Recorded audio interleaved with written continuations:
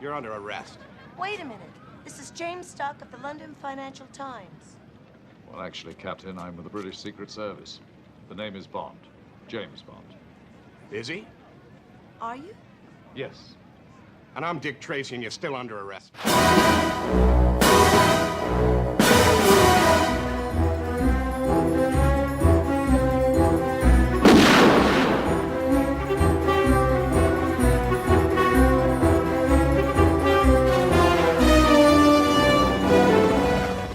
Welcome to Bowties, sometimes called myself Ashley and Ed. Good evening, Ed. Good evening, Ashley. How are you today? Very good, thank you. Very good. I felt almost like you should actually introduce this one, as it is probably one of your favourite films. I tell you what, let's start again. Okay, tonight on Bowties Are Sometimes Cool, we will be discussing, which is, in my opinion, the greatest James Bond film of them all. It stars Sir Roger Moore. It came out in 1985, and the villain is Christopher Walken.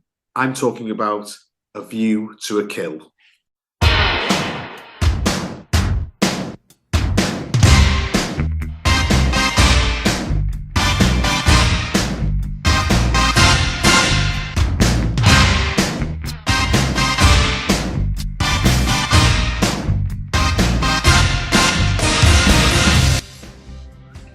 Now, I know Ed's sanity's always been in a bit in question, and this might solidify it for some of you listeners tonight. No, it's a good film. It's a good film. Ed's favourite, not my favourite. In fact, my favourite is probably it's somewhere between Octopussy, Live and Let Die, and The Living Daylights, depending on what mood I'm in. I like GoldenEye as well, actually. Maybe I just can't pick. Maybe I can't pick. But I do like it. But Ed, I'm going to break it with some really bad news at the beginning of this podcast already. It's actually Roger's least favourite. Is there a reason for that? Well, he didn't feel it was totally like a normal a Bond film. He felt like some parts of it were a bit violent, or just didn't feel like a Bond film. Not sure why. I know he wasn't really fussed on the whole thing of like when Zorin gets a machine gun and just starts shooting people left, right, and centre. I think he felt it was a bit too violent for a Bond film.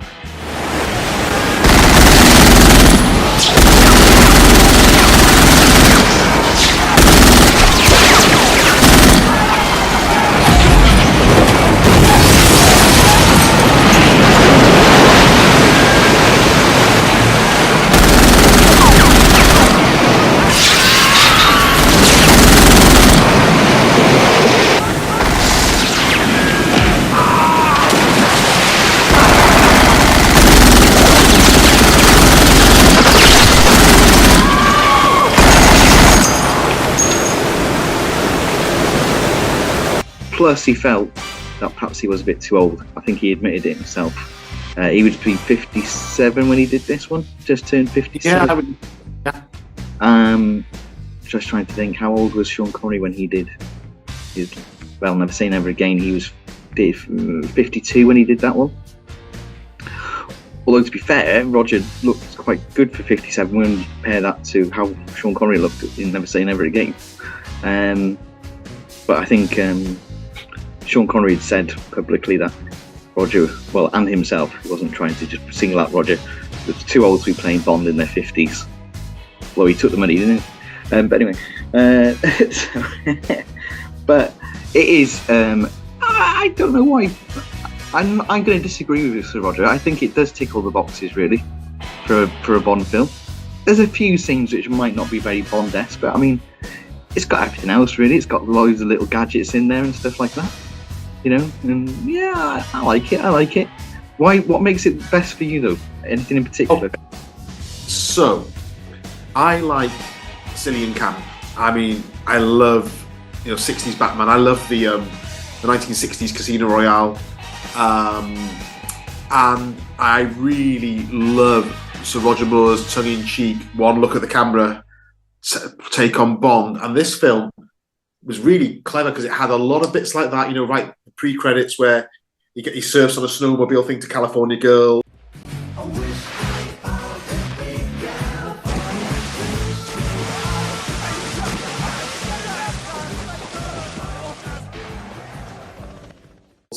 The bit at the end where he's hanging off the balloon and he lifts his legs up to go over the weather vane and things like that. And you've just got lots of very Sir Rog sort of moments in it and comments in it. But as you said, it's also quite a hard-edged plot with lots of probably more violent scenes than a lot of Sir Roger's films. But unlike For Your Eyes Only, which I thought was a cold, hard film, very, very hard-edged, this seems a lot more cartoonish and comic book than something like Eyes Only, which is my least favourite Rog film because it just doesn't feel like a Sir Roger Moore film. It feels more like if Timothy Dalton had done Eyes Only, I think, yeah, that would have worked. I mean, maybe even if Connery done Eyes Only, that would have worked, but it didn't work for Sir Roger Moore. But this one, I think because the emphasis is more silly camp, if you want to call it that, then I think you can get away with the ultra-violent scenes because they're preposterous. Rather, they're not gratuitous. The scene where Zorin is machine gunning everyone down and laughing, it's not done in a Quentin Tarantino way. There's not blood and guts everywhere. It's just ha ha ha ha, and you've got a baddie shooting lots of people, which baddies do in films. So yeah, it's violent, but it's not gratuitously violent. And the plot as well. It's a great plot. It's sort of hacked into themes of the time. Hacked. See, got to use the word there. Themes of the time of people's fears of the microchip taking over the world. Fears that probably still go on this day about, with AI and automation, probably ahead of its time on that. You've got one of my top 3 favourite James Bond themes ever in A View to a Kill. Got gorgeous locations. You've got the bit in the Arctic at the beginning. You've got the Paris. You've got the parachutes off the Eiffel Tower in Paris. The chase around Paris. The gorgeous sets. Well, not even sets. The gorgeous setting in the chateau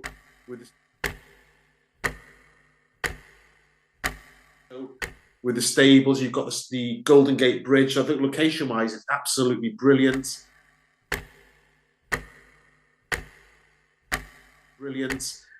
Sir Rog, I think, is, even though he probably doesn't like it, he thinks he's too old. I don't think he looks too old. I think him being just a little bit past it suits the tone of it. And again, if it was a leaner, younger man, yes, it might stray into the too violent. But you've got Patrick McNee as his sidekick. Would Steve from the Avengers and James Bond together in the same thing. Where can you go wrong? Christopher Walken, for me, I think is the best Bond villain of all of them. You've got that little nod to, I think it's the last outing. It could be the last but one. You can correct me. General Gogol, is it his last outing in Bond films? Put me on the spot there. Yes. Yes. You've got that last little bit of the Cold War sort of. The General Gogol's been in it for a while now as a recurring character. He's in it. So you find out Zorin is sort of one of his doctor's experiments or something. He's a spy for the East, but he's actually a multi-millionaire, so he's not really a communist at all.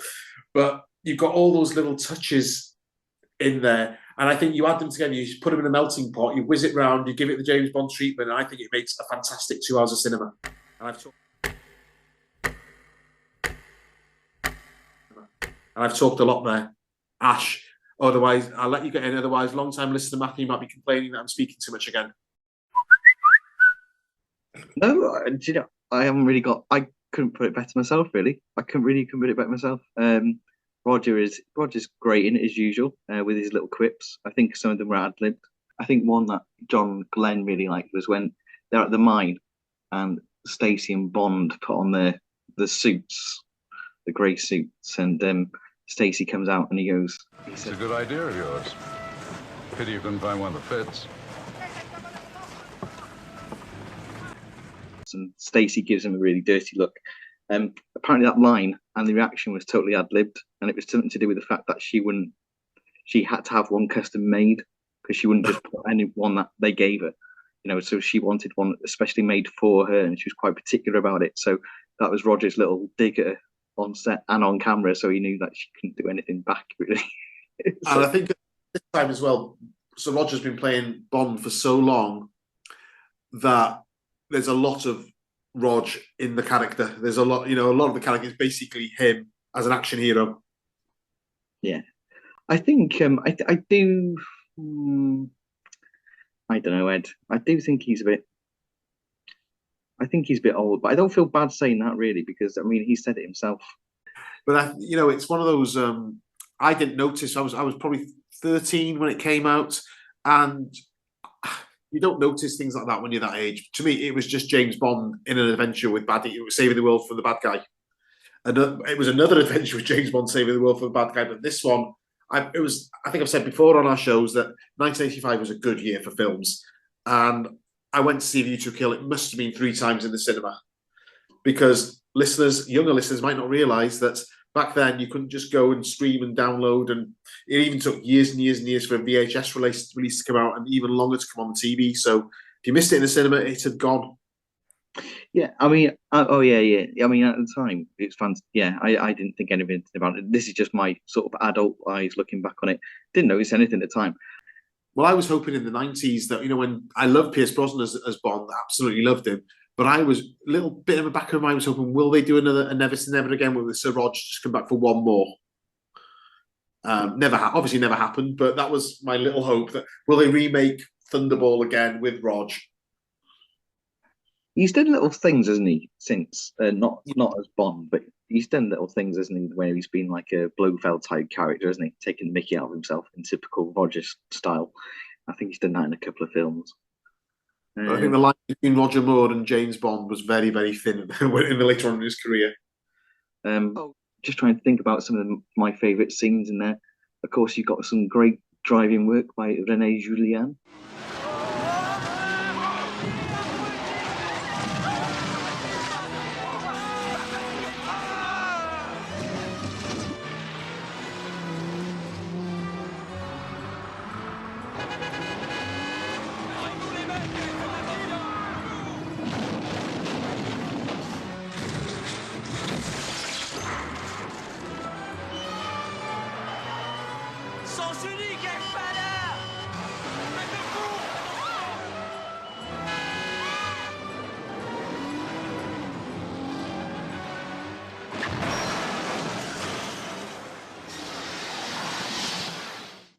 You got the skiing at the beginning, which was good.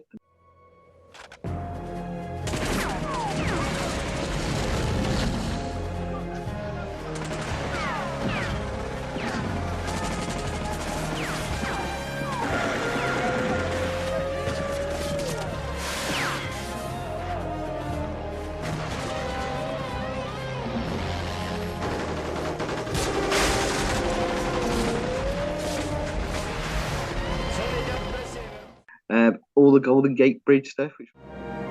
This'll hurt him more than me.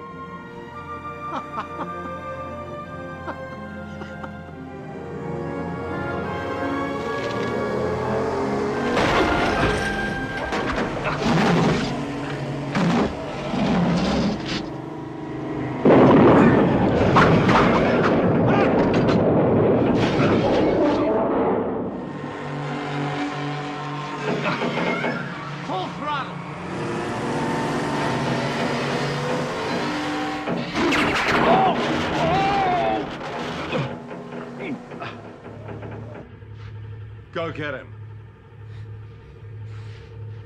Go!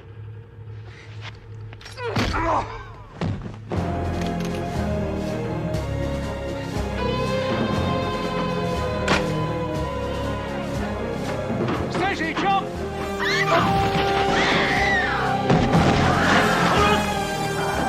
Get a foothold!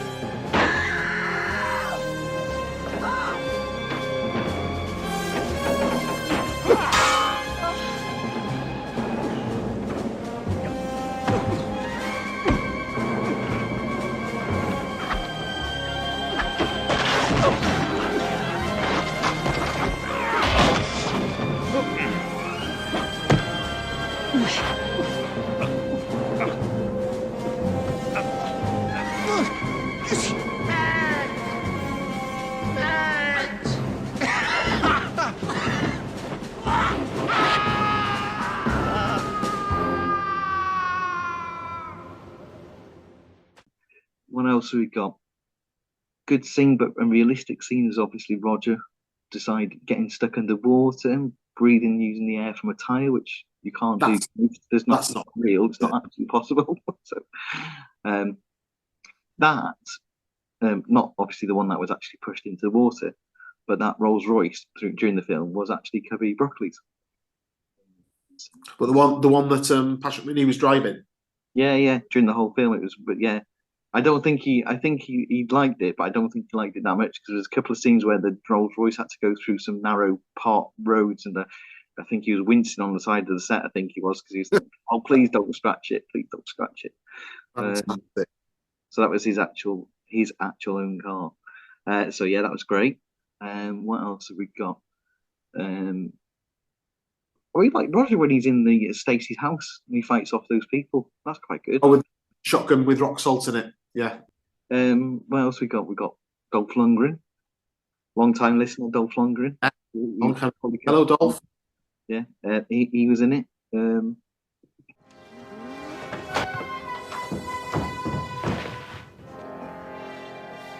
Enough of this! Control yourselves!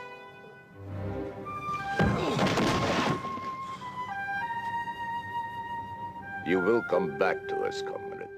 Very, very brief cameo, wasn't it? Yeah. He came out with I think he was going out with Grace Jones at the time. I think that's how he got in there. And Grace Jones, can't really say much about her because Roger wouldn't.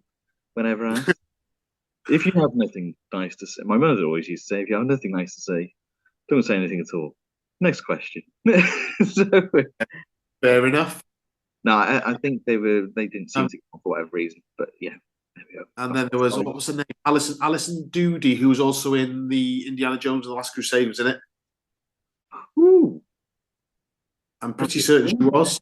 She was one of the girls in one of Zorin's, one of Mayday's sort of gang of girls. There was the Asian and the other, the blonde one. And I'm sure that was Alison Doody who played Helga, is it, in Indiana Jones? Oh, my dear, I take it you spend quite a lot of time in the saddle. Yes, I love an early morning ride. Oh, I'm an early riser myself. Come along, Tibbet, stop wheezing. And she was definitely in Indiana Jones and the Last Crusade, wasn't she? Well, okay, so it's definitely. Oh, yeah. Well, that's a good point. That fact check might still need checking. She was Edward. I can confirm that on this occasion, you are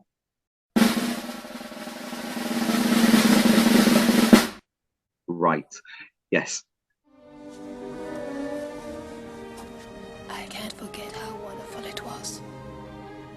Thank you. It was rather wonderful.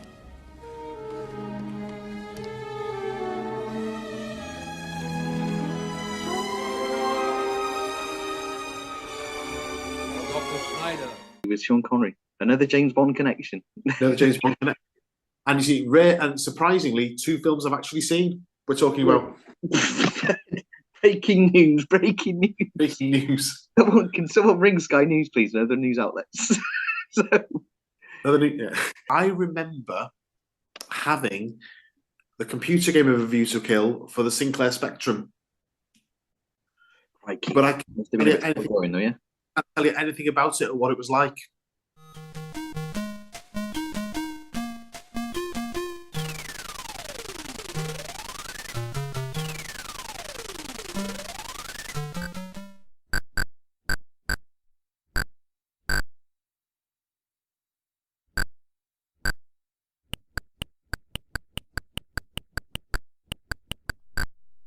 I mean, honest, let's be okay. When we look back now, the graphics on that was almost as good as playing Snake on a Nokia. But now, of course, the kids be like, "What? You what?" Can't, because they just don't know they've got it made. They just don't know they've got it made. No. But thinking about the plot of the film now, I mean, the preposterous plot again to basically corner the market in silicon chip production by flooding Silicon Valley by going underneath in a mine, blowing it up and flooding it. It's like, if you're that good a businessman, wouldn't you just sort of buy up all the other companies? And, by the way, you're paying all these, he gets all this money off the other investors, who that makes out that every silicon chip person in the world was corrupt, apart from one who got chucked off the airship. Yeah, I was going to say. If you stop and think about the plot, you're thinking, hold on here. It's like, what? It's a bit like Goldfinger's Operation Grand Slam, isn't it? It's that type of. It's that when you stop and you go along like for the roller coaster ride for the spectacle, you take a step back. Why would you? No. There's much. No, have a better product. It's basically a business meeting, an idea to corner the market in silicon chips. They think, this guy's got a great idea. We're going to invest in him. Yeah, what I'm going to do is we're going to have a mine underneath it, divert all, and then we're going to blow the mine up, and it's going to flood Silicon Valley, which means our product's going to be worth more. It's that again, but it ties into the fact that he's completely unhinged. Yeah, that is true. That is true. Yeah. And because it's Roger's farewell, we're now going to probably watch a few of our favourite clips and sign off.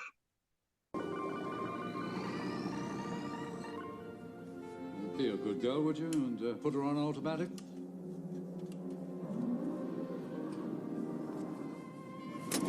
Oh, Commander Bond. Call me James. It's 5 days to Alaska.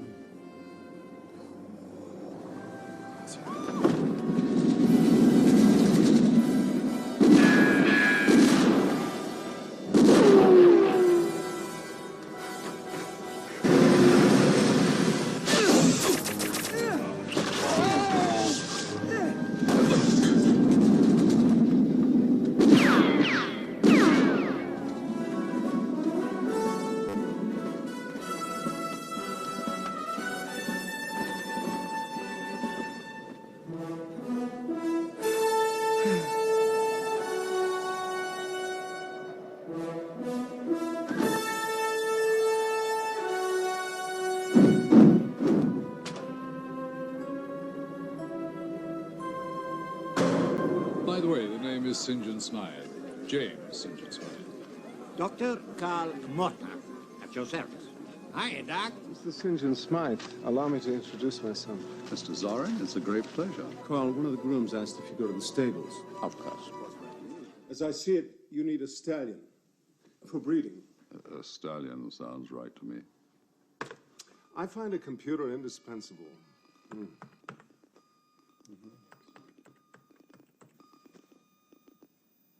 I have a stallion. Descended from that horse there. Misty.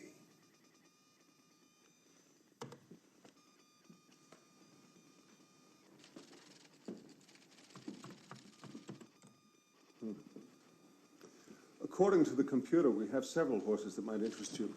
Splendid.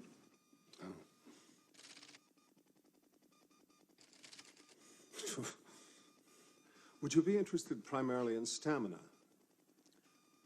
or speed? Well, a little of both would be ideal. I think I have just the horse for you. So, that covers off A View to a Kill. I have been James St. John Smythe, and Ed has been James Stock of the London Financial Times. Goodbye.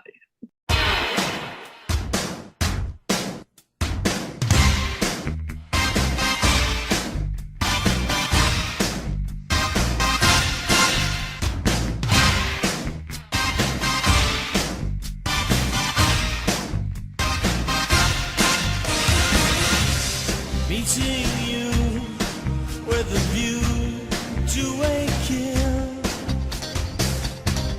face to face in secret places, feel the chill.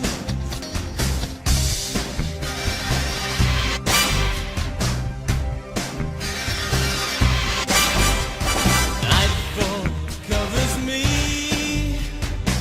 but you know the plans I'm making still oversee. Could it be the whole of opening wide? A sacred why, a mystery gaping inside. The weekend's why, until we dance into the fire.